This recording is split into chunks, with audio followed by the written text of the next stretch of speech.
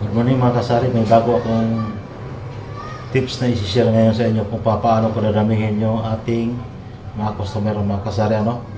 Marami kasi sa ating mga sari-sari store owner ang problema dahil imbis na dumadami yung customer, minsan nawala ng customer, nahatak ng ibang tindahan mga kasari. Siya sa mga dahilan kung bakit maraming tumigil, lalo na kung may bago pa kompetensya, yung ibang customer natin ay lilipat sa ibang tindahan. Kaya maraming tindahan sirado dahil sa ganyang sistema mga kasari. Marami kasi sa ating mga customer, marami kasi sa ating mga kasari-sari store owner na hindi alam yung paano pa dadamihin yung ating customer. Kaya kung bago kang viewers dito sa aking YouTube channel, paki-share, paki-like at paki-subscribe na rin mga kasari para lagi kang update kung may bago akong upload ng mga videos mga kasari. Mga kasari, simulan na natin sa aking obserbasyon mga kasari sa loob ng halos mag 12 years na mga kasari. Simula ko nagsari-sari store hanggang naging wholesaler. Ang number one talaga mga kasari na dahilan, yung kulang ka ng stock. Halimbawa, kahit ikaw naman kasari, kapag pumunta ka sa aking grocery, pumunta ka sa aking grocery, gusto bumili, pero ang daming kulang ng stock. Siyempre, isipin mo, yung isang customer natin magtanong, meron ba kayong ganito? Meron kayong ganito? Ang sabihin mo, ay wala kami yan ma'am. Ibig sabihin, maaaring yung isang item ang tinatanong ng yung soke, tapos wala ka, aalis agad yung mga kasari. Kasi ang gusto ng ating mga soke kasi, ating mga customer, kumpleto yung ating tindahan. Kaya ginagawa namin mga kasari, mabinta man o mabagal, fast moving man o hindi, kinukumpleto ko yung mga kasari ang aking sari-sari store. Nakikita niyo naman yung mga display, araw-araw kami yan mga kasari. Tuwing umaga yan, pag open ang aming tindahan, ng aking tindahan, automatic yan, lahat yan nire-repila namin, lalo na pag kunti na lang yung laman. Kasi isa rin yan sa mga dahilan mga kasari, na ma-attract yung ating mga customer, lalo na pag pumasok sila sa sari-sari store, kaya sa amin, grocery, pag pumasok sila sa amin, pagtingin nila sa aming tindahan, talagang nakikita na kumpleto, napakaganda ng arrange. Siyempre, isipin na dito lang tayo bumili. Kasi maganda yung arrange, nakikita nila agad. At saka malinis. Isa rin sa dahilan mga kasari yung kailangan talaga mapanatili natin yung kalinisan sa ating tindahan. Lalo na mga kasari, pagkain yung paninda natin, kailangan malinis yan. Kasi di may iwasan mga kasari, pamatain ng daga, kailangan talagang wala silang naamoy dyan mga kasari, lalo na pag sila mismo ang pumipili ng paninda, gaya dito sa aking tindahan. Pag pumapasok sila, silang kumukuha ng stock. Bale, self-service sila mga kasari. Pag kumuha sila ng stock, sila namimili dyan, pagkatapos saka namin kukwintahin yun. Paano pag silang nagkataon na silang namimili, makadampot sila ng dumi ng daga, di ba? Siyempre, mandidiri talaga yun mga kasari. Maaring hindi na sila babalik sa ganung dahilan ng mga kasari. Kaya ating mga suki dapat nating papahalagahan, iingatan. Hindi tayo pwedeng magsungit sa kanila. Siyempre, tayo na ngailangan sa kanila.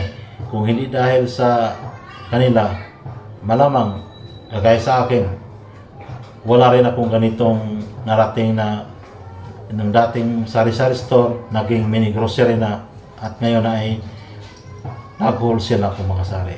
Bali, nasa 2018 ako nagsimula mag-wholesale mga kasari hanggang ngayon.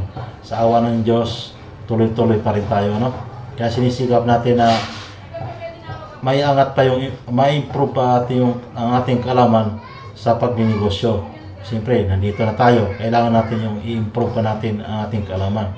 Anong mga technique, anong dapat gawin, kailangan natin makasari, Kasi sa oras na tayo ay isi-isi na lang dahil siyempre yung ano natin dyan, yung tawag nito, isipin natin na, ay, lumalago ng tindahan ko, iasa ko lang to sa iba. Katiwala, hindi pwede makasari para sa akin.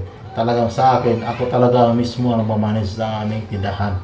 Hindi pwede iasa kanino-kanino ay makasari. Lalo na pagdating ng presyuhan ng ating paninda.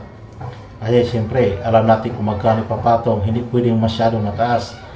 Hindi pwedeng masyadong mababa. Kailangan tama-tama lang. Kumikita sila, kumikita tayo.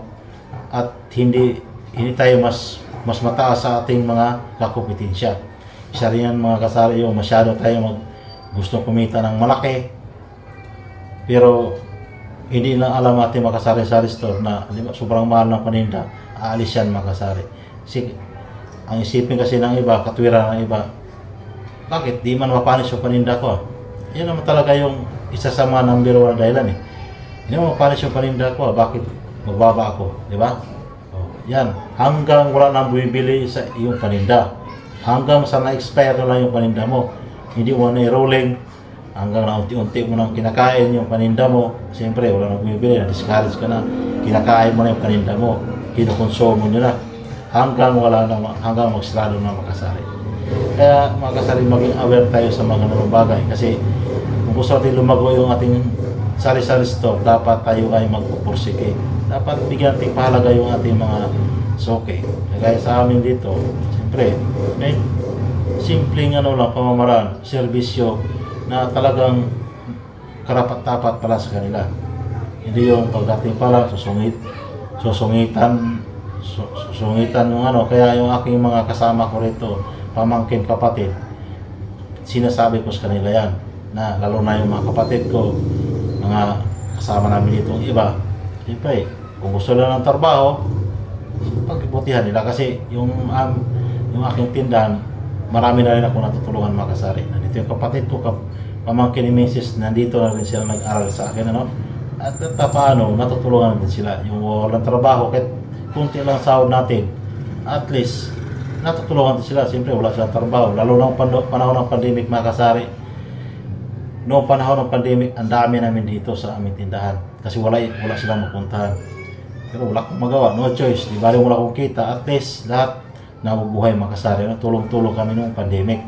Kaya ganun kahalaga para sa akin yung aking tindahan. Kaya mas lalo ko pang iniigihan na mapapalago pa lalo makasari. Kaya sana sa video nito makasari, may kunti tayong kaalaman na tutunan. Sana di kayo magsawang sumuporta sa aking YouTube channel. Kasi minsan makasari, hindi ako nakapag-upload dahil sa sobrang busy. Lalo na yung nakarang buwan, siyempre ilang buwan yata yun, halos magdalawang buwan makasari, wala akong upload ng aking videos dahil sobrang busy ko talaga. Ngayon, yung galing nagbakasyon yung aking pamangkin ni Mrs. nagbakasyon, na bumalik na, nandito na naman ulit sa akin, medyo na low bloat sa oras makasari kasi makapag-upload na ito ng ating mga videos. Kaya bago kang viewers dito sa aking channel makasari, paki-support naman, paki-like, paki-share, mag-subscribe ka para lagi kang updated kung may bago kang upload. Maraming salamat po. God bless everyone.